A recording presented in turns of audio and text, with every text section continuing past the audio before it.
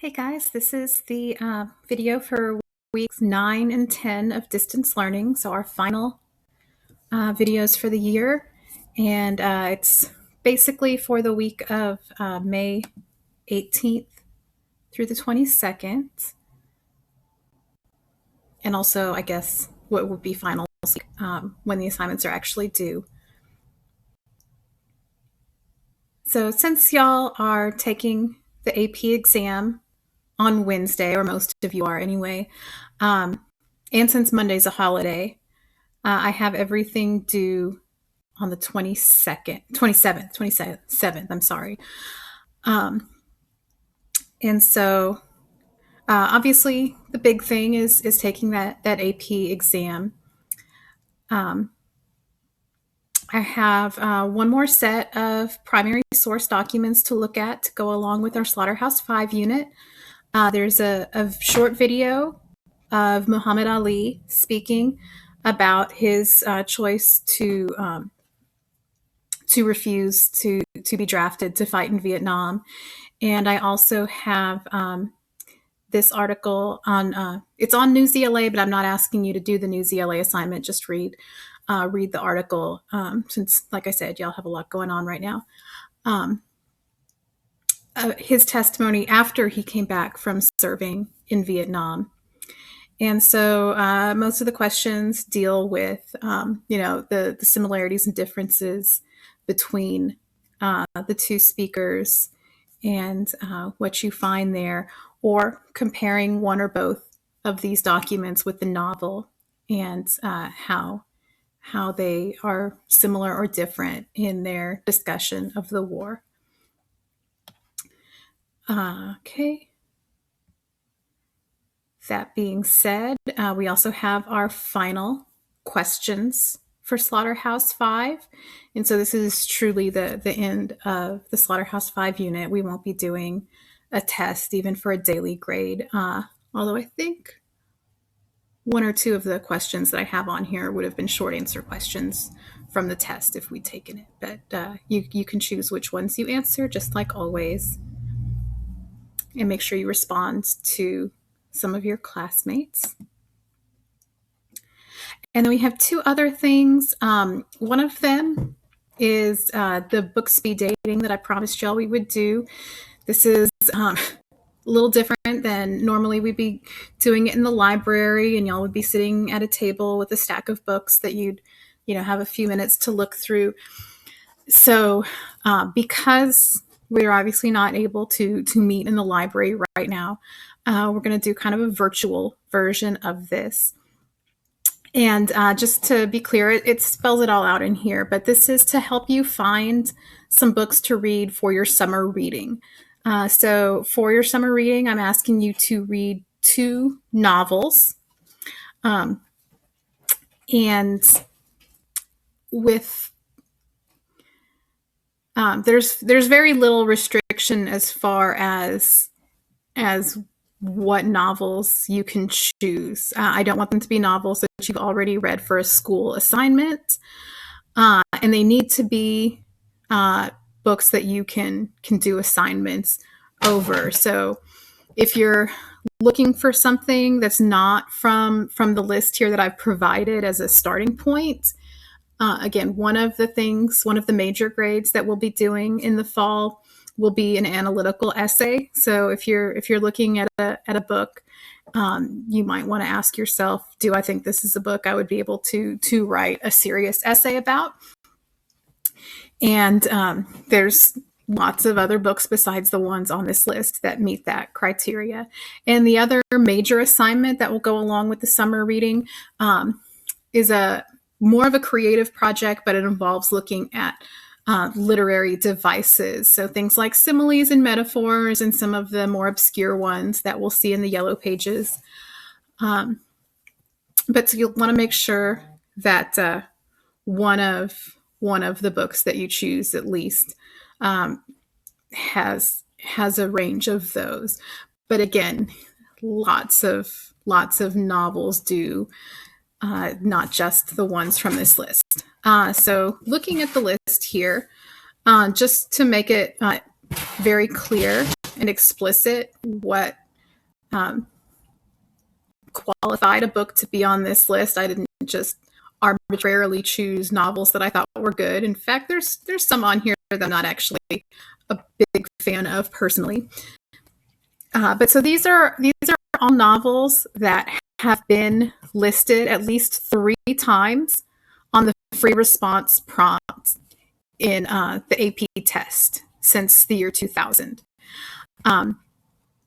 So almost by default, if the book is on this list, it's a book that you would be able to write an analytical essay over, because the experts out there who write the AP test have thrown it out there multiple times as a book that would be suitable for the essay prompts that year. So, and I will, without getting too far into the details, I will probably give you, I think last year there were 3 to choose from. I don't know why I clicked over here to look at myself. I think there were 3 prompts to choose from, just in case, if I just picked one and say, for example, yes, one of the prompts in the past has been something about like complex family relationships, and really a whole lot of novels could include a complex family relationship. That's not exactly an unusual thing in literature, but it's possible that you happen to choose a book where the family gets along great and the main trouble comes from, someplace else. So I'll make sure that there are options. But so anyway, so as far as that assignment, any one of these should be a good option for that. And again, these are pretty highly regarded novels, and so they, as far as I am aware, and I've read, there's a few that I still haven't read on here, but I've read most of these, and I could give you my assurance that most, if not all of these, would be well suited for the other project too, and and that they have plenty of literary devices to look at. So just to kind of get into some of the other things on here, I used this color coding just so you could kind of have a sense for when these novels were written. So if it's in red or this kind of pinkish color here, then it is from before 1900. So like we've got Shakespeare and Charles Dickens and things like that. The ones that are in kind of this more yellowish gold color are from the first half of the 20th century. And then the ones that are in this light green are titles that were written after 1950. And so either late 20th century or from the, I guess, early 21st century, but that's all we have right now is early 21st century. So it's not always a clear-cut guide of difficulty, but as y'all know from when we did the rhetorical analysis passages, a lot of times those older texts might be a little bit more challenging to read just because of the more antiquated, archaic vocabulary and maybe some unusual syntax and things like that. So that's not to discourage you from choosing one of those, but just to kind of give you a very basic understanding of what the challenge might be as far as, again, language, references, that kind of thing. I also have on here, this should be pretty accurate. Of course, things might change, but whether the novel is in the school library, as well as I also have a column for the public library and my classroom library. And then I have this final column for public domain. So the titles that are in the public domain, you could read digitally for free in a variety of formats. So as long as it says yes in one of these columns, then you should fairly easily be able to obtain a copy of the novel without needing to purchase it. You're, of course, welcome to purchase it if you want, but that is by no means a requirement. So if it's in the school library or in my personal library, let me know, and I can see about helping you get a copy of it. If it's in the public library, of course, then you deal with the public library directly. And like I said, if it's in the public domain, there are some different ways that you could get it for free online legally. Obviously, there are ways to get things that are not in the public domain for free online in shady ways, but we're not going to do that, please. And then I also, last thing I'll point out here is this column tells you how many times it has been on the free response prompt, which again is not a true indication of the quality of the novel, although it might give you a sense of some of these that have been on there a whole lot are probably pretty highly regarded as far as being considered, canonical or classic, if that's important to you. These are the kinds of books that in college you might be expected to at least be familiar with. But again, by no means is it required that you choose one of these that's high up top. It's just sorted that way for ease of use. Again, if it's been on there a whole bunch, then that's probably also an indication that it is adaptable to a lot of different essay prompts.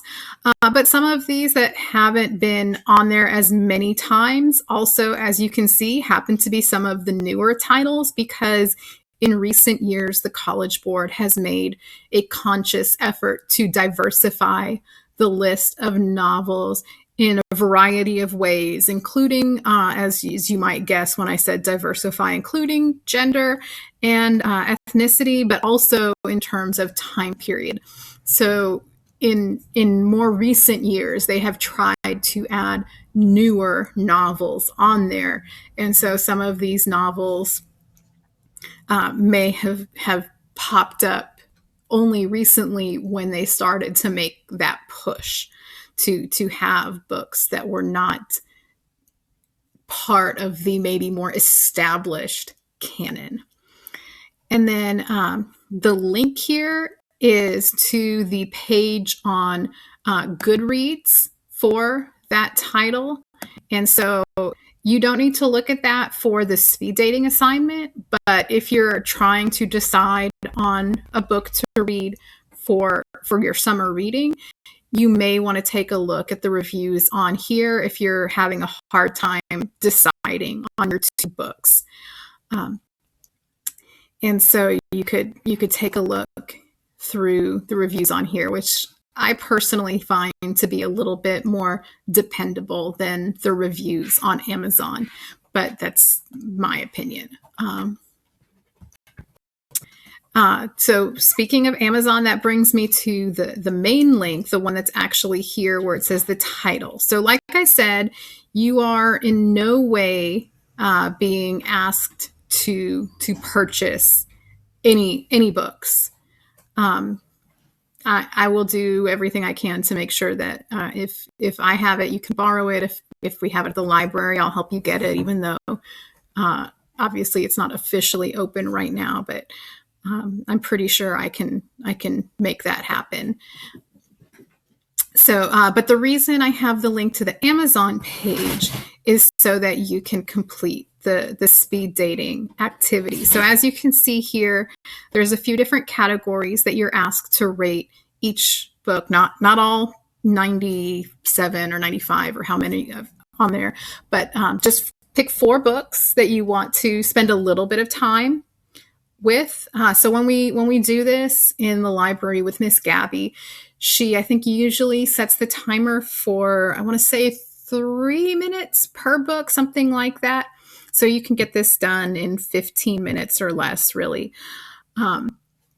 Even taking time to write down your comments and things like that. But so it's asking you to rate the book based on what you think of the cover, looking at the back of the book or the blurbs, and then looking at the first few pages. And then you kind of just decide if it's something you might be interested in pursuing further, and then explain just a little bit about why. So again, the reason I have the link to the Amazon page is that Amazon has a little feature they call Look Inside. And it gives you access to all of those parts that you need to look at to complete that assignment. So it's just kind of serendipitous that it works out this way. So if you click on the book where it says Look Inside, you can see the front cover. You can click here and look at the back cover, maybe. I guess that's a pretty boring back cover. And you can look at the first few pages of the book. And after you've read a few pages, then you can make your evaluations. And so every one of these books has the link there. So like I said, you just need to choose 4 to look at right now. But you're, of course, not limited to those 4 for the ones that you actually choose. This is just kind of a starting point to make that decision. But of course, the sooner you decide, the sooner I can help you get copies of the book. Okay, so hopefully I explained that in plenty of detail, probably more detail than you needed. And then the final thing here, this is optional, but it's definitely helpful to me, an end of year survey. So asking you about what you liked most and least that we read this year. And you don't have to answer all of the questions. If there's one you're just kind of stuck on, you can just skip that question. But where you think you made progress, where you feel like you still need to grow some. And these last 2 here are ones that are super important. Again, it's all optional, but as far as any advice you'd have for future students, because I do like to pass that along to try and help them be successful. And any advice you have for me, as I think I hopefully showed this year, I always try and look at what I do and see what I could do better and what I might need to change. There's, certain things that I don't have full control over or that are just not practical. Like if you said, well, we shouldn't have any more tests, you might know I'm not the biggest fan of tests, but completely saying no more tests ever is also not likely to happen anytime soon, other than the fact that we haven't had, except for the AP exam, yay for y'all. We haven't had any school tests since COVID took over our lives. But I suspect, unfortunately, that when we're back in the school building, we will have tests again.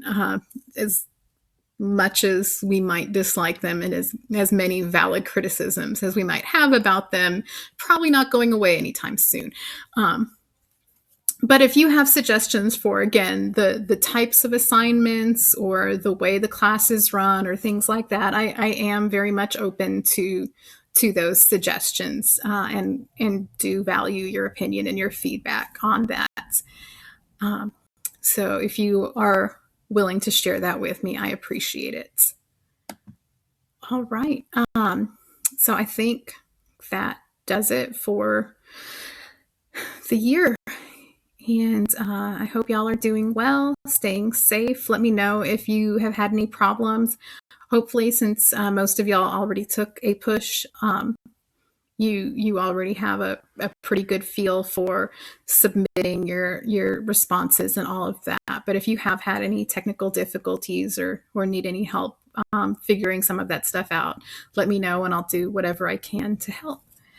And otherwise, stay safe and make good choices, and let me know if I can do anything. Bye.